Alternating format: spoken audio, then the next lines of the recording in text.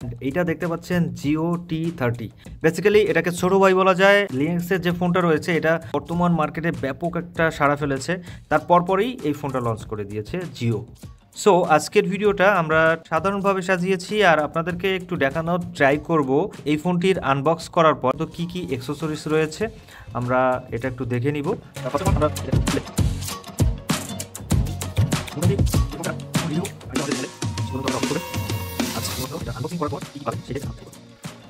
তো এটা হচ্ছে প্যাকেট আর এইটা হইল আমাদের সেই কাঙ্ক্ষিত ফোন।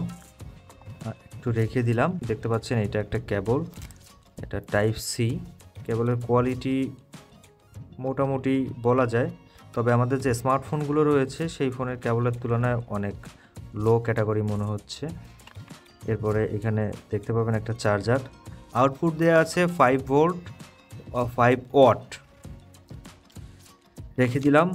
এরপরে এটা হচ্ছে জিওর ওয়ারেন্টি কার্ড, যেহেতু এই ফোনটা 1 বছরের ওয়ারেন্টি সার্ভিস রয়েছে, ওয়ারেন্টি কার্ড থাকবে। আর এইটা হচ্ছে এই ফোনের কাঙ্ক্ষিত ব্যাটারি, অ্যান্ড ব্যাটারিটার এম্পিয়ার আমরা যদি লক্ষ্য করি তাহলে দেখতে পাবো 2700।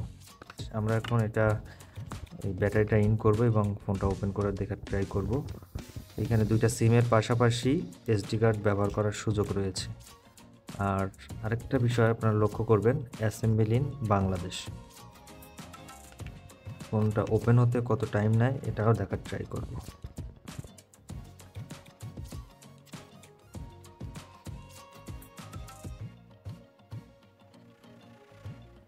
মোটামুটি ভালো একটা সময় এই নিচ্ছে এই ফোনটা ওপেন হতে। Jio phone 4G Android properly এখনো ওপেন হয়নি, এই দেখো।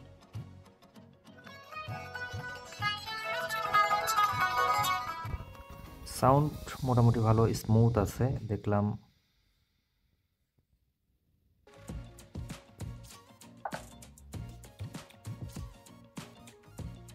গুগলের প্লে স্টোর, জিমেইল,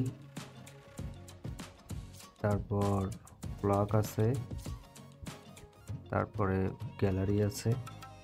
সেটিংসটা একটু ওপেন করি। এরপরে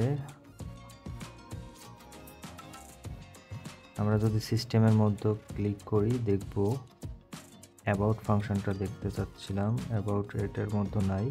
জাস্ট গেস্টারের মধ্যে কি কি আছে, power button installs, Google assistant,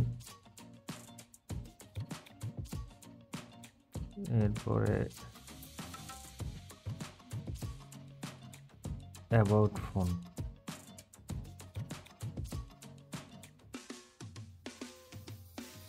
Android version 11।